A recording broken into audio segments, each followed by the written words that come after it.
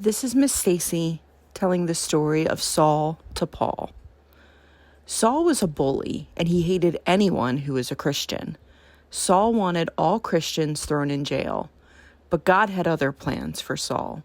Even though Saul was a mean person, God loved him and had a big surprise for him. Saul had been ordered to go to Damascus. He smiled slyly to himself. If any Christians lived in Damascus, he would find them. He would arrest them and bring them back to Jerusalem.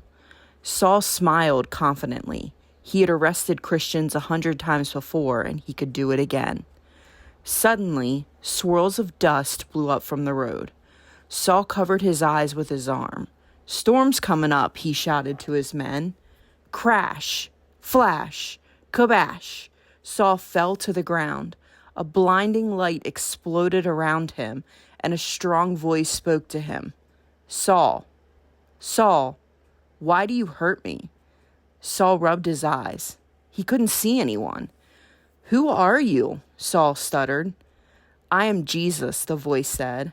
"I am not dead. I am very much alive, and I have plans for you. Go into the town and wait."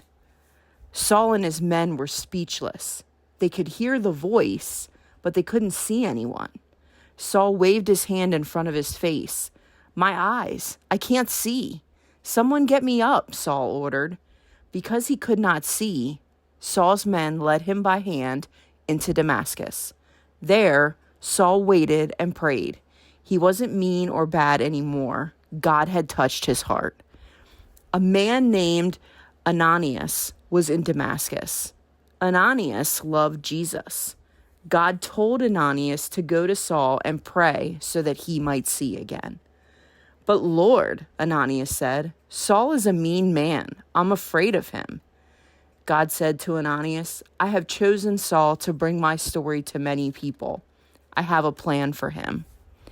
Ananias found Saul just as God had said. Ananias prayed for Saul, and Saul was filled with God's Holy Spirit.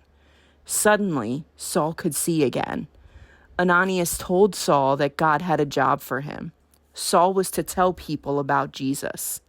Saul was baptized, and his name was changed to Paul.